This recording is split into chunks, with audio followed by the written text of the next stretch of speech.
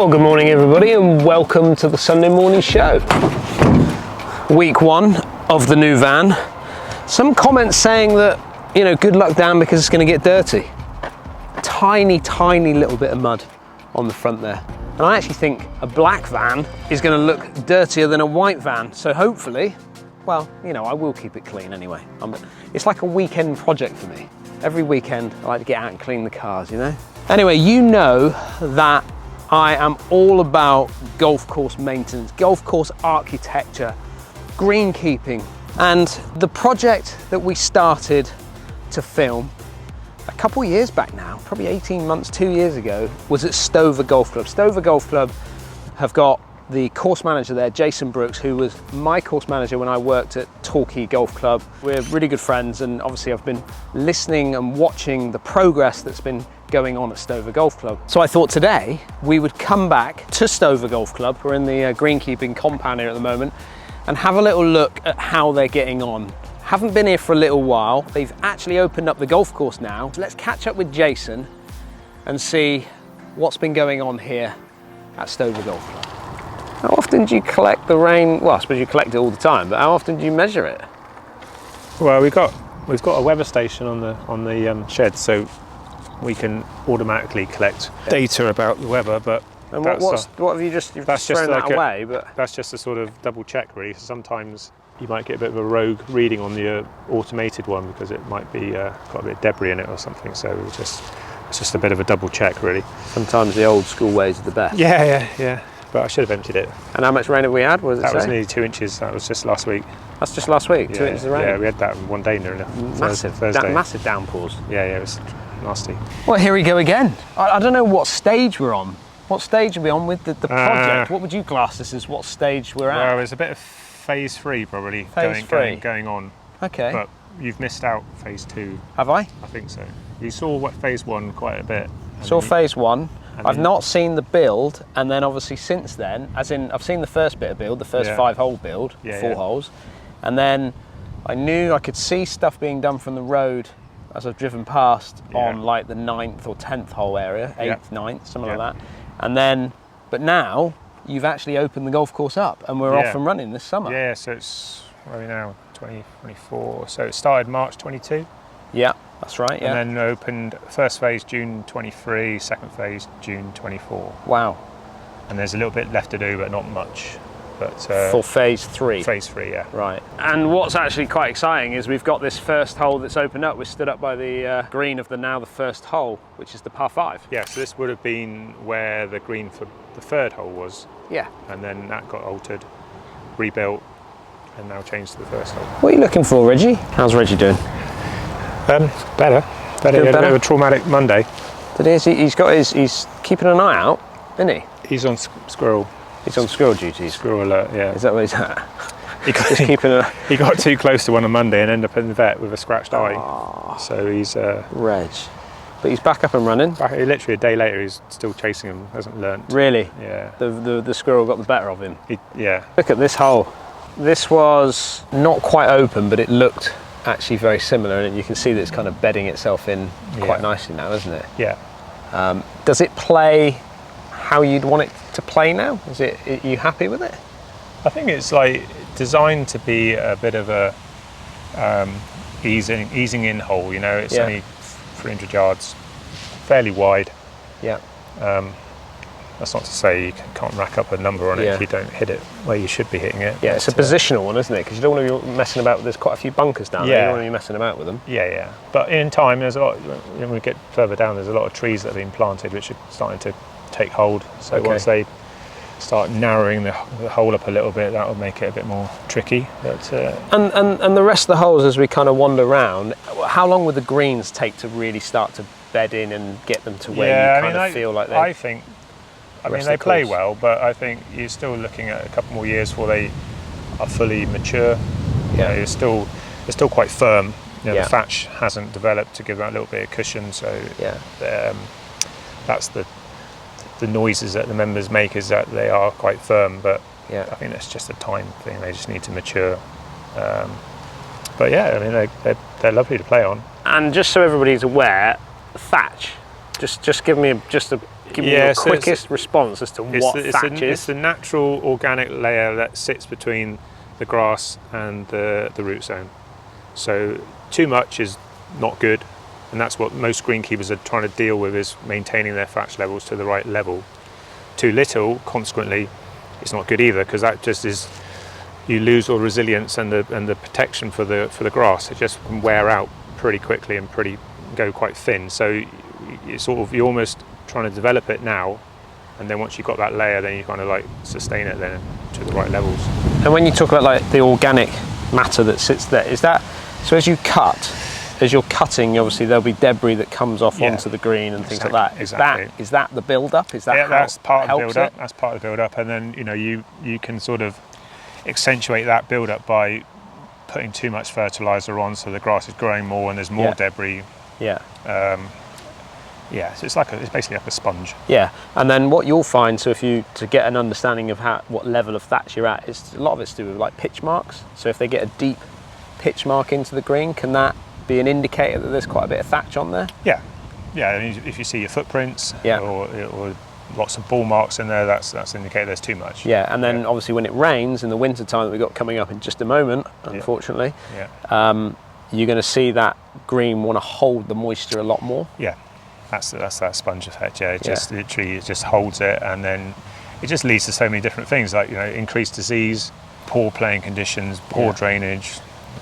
List goes on. Poor surface. Yeah, you get to develop moss and weeds and all sorts of things. So it's really important. But it's also important to have a level, isn't it? To get that balance up. You need a bit, and every new green doesn't have it. Right. Especially if you're seeding. Yeah. So that's where you've got to kind of temper people's expectations sometimes, because they're excited at the new greens, but they're nothing like what they should be for probably 2 to 3 years time. So they're firm, overly firm possibly at times. But they're 2 years old now, so they're not far off. I don't reckon. Probably another year.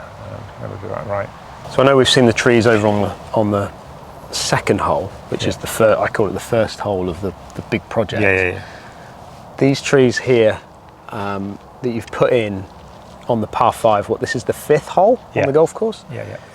There's a lot of trees here. A lot of trees. There's a lot of trees. This brings back kind of memories maybe of conversations that we've had many years ago at Torquay and even at Churston, where trees get put in because they're changing the way the golf course is set, taking bunkers out, putting trees in, things like that, making more corridor type fairways or whatever they're trying to do. They put all these trees in. They have a focal tree kind of in the middle, and then they have like surrounding trees to protect it a little bit. And then over the years, as you change management teams and things like that, those trees unfortunately don't then come out because of the change, and then it goes too many years on, and then it's a big project to then take them out, and then you get the tree huggers that are members of the golf club and they don't want it to come out. What's going on here? Because there's a lot. So, I mean, and is that going to be something similar? So I think there was about 2,500 to 3,000 whips went in. So what would happen, or what will happen, is in about sort of 3 years' time, we'll start pulling out the ones which are a bit weak and leave the stronger ones behind, and then just keep doing that every 2 to 3 years. Because like you say, if you forget to do that, they all start growing too close together. They all start growing weird and wonderful shapes because they're not getting the chance to flourish and grow out how they should do. So they tend to, just like Torquay had some where they were just growing straight up because they were just competing with each other for light, and they just end up being so weak that they'll end up falling down eventually. But you've got to manage it, otherwise you sort of wasted your time planting them in the first place. So you let the strong ones survive and you pull out the weak ones, basically. Yeah.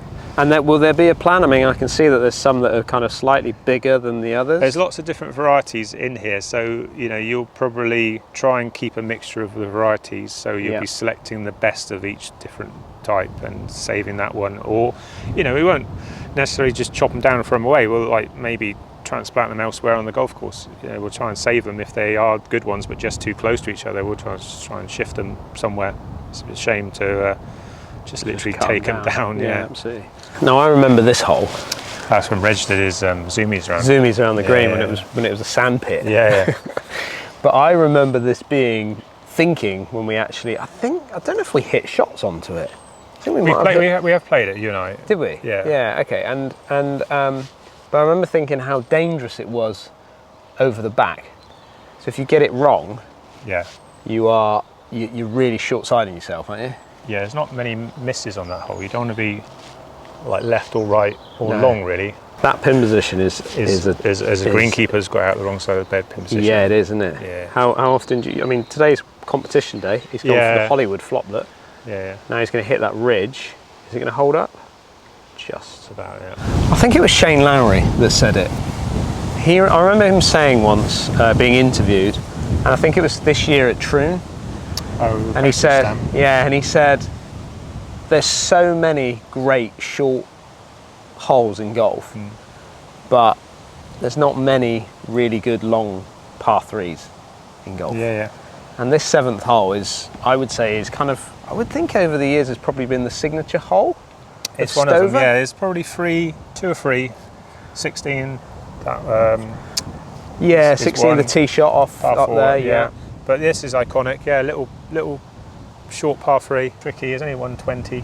Yeah, but you've got a swirling wind today, and you've got to sort of feed it between these kind of, well, you can see how narrow those trees are, so you've got to get something either up and over the top of them, or kind of thread something between them. And it's not that deep from front to back, you know, it's not a lot of... No, you've got to be pretty precise. It's a little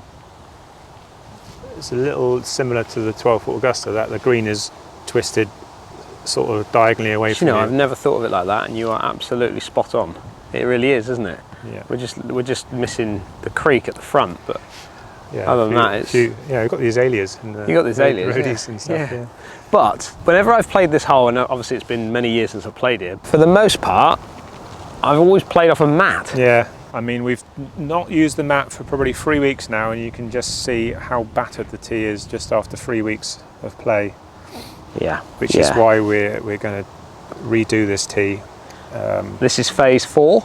Well, this is our sort of in-house work, yeah. We've got, with the work that's been done within the contract, this is the last of the holes which actually hasn't anything done to it, so we're going to do this in-house to match it up to what was being constructed for us. So this is hole 7, so there'll be a new green and a new tee being built in October. Oh wow, okay, so what's going to happen with the green side of it? Because I mean, it's going to stay in the same spot. It's going to be slightly enlarged just to give us a bit more pin positions. Yeah. The tee is going to get lowered and flattened, leveled anyway, so it'll be a bit more usable. And then we just need to do a bit of tree work down there just to. It's all crept in a little bit. You can't see the right-hand side of the green very easily. No, if you're firing from here, you've got that pin is kind of like there, and then that tree is now overhanging that pin. Yeah. So I mean, you'd have to, especially with the wind now that's off the left-hand side here today. Yeah, it's tricky. You're asking a lot of questions, aren't you? Yeah.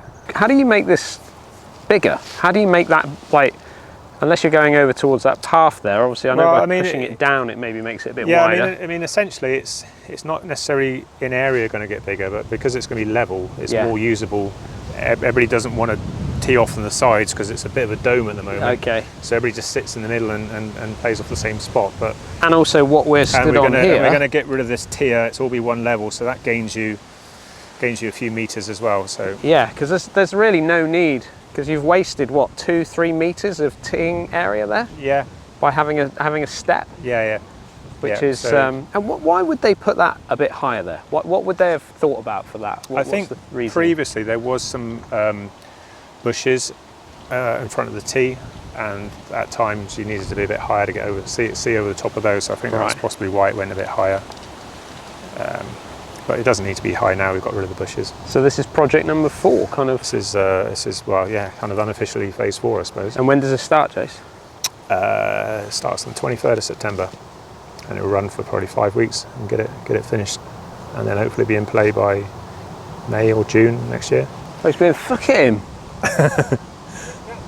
He loves it, doesn't he? He's out here eating everyone's lunch. You'll probably get some chicken for you.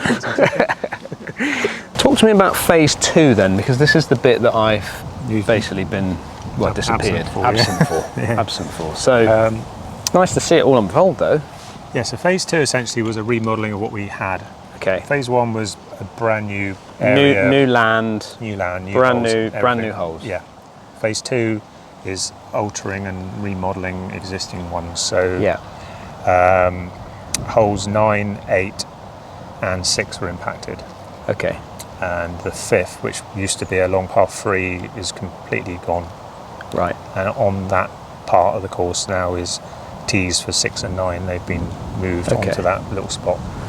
And I remember this green, it does feel slightly different. Yeah.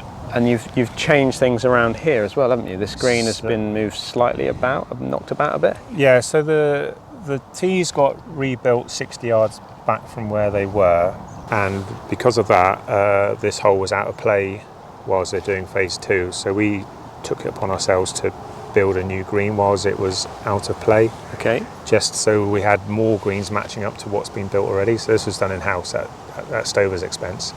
Well, I don't remember it being a negative green, should we say, a poor green. No, it was just it was a poor green in the winter. It used to struggle in the winter. Did it was an old push-up green. Right. A little bit of a dip in it, which held the water, and it was one of the worst ones we had. So it just it was literally sat there for a year out of play. We thought we might as well take this opportunity. So the 6th has got new tee, new green, and it's 60 yards longer now, so it's like 400 yards uphill. Wow, what a great hole that is now. Because that was a little flicky one off the tee, wasn't it? Yeah, it was like a short bit of a pickup hole, really. But yeah, it really was. You could flick something to the base in front of the bunkers. Stroke 1 at the moment. Is it really? Yeah, but I mean the stroke indexes they had to be a bit of a guesstimate because it was obviously never been played. So I mean it may well alter to something. Probably it's not stroke 1. It's probably more of a 5, 6. Yeah. But so. Phase 2 is holes 6, 8 and 9. Well, let's work our way down and show me what you've changed down the bottom there. All right. When the project kind of started, do the architects walk away, or do they continue to still be involved? Are you still always in contact with them? How's it work? Yeah, no, he still would come and visit, and he'd make sure that everything has kind of gone how it should go, and whether there be maybe some additional snagging that has to be taken care of. It's hard to you kind of anticipate what you need to do, whether it be drainage wise and whatnot, but until it sort of has a test run of a season, you don't really know for sure. So there is additional drainage needing to go in, which will be done in the next 3 weeks. I think the firm's coming back just to do a few bits extra. There's a bridge to go in, which was on the list to do. So there's bits and pieces, but the architect's been, he rings me up now and again, and he'll pop his head in still.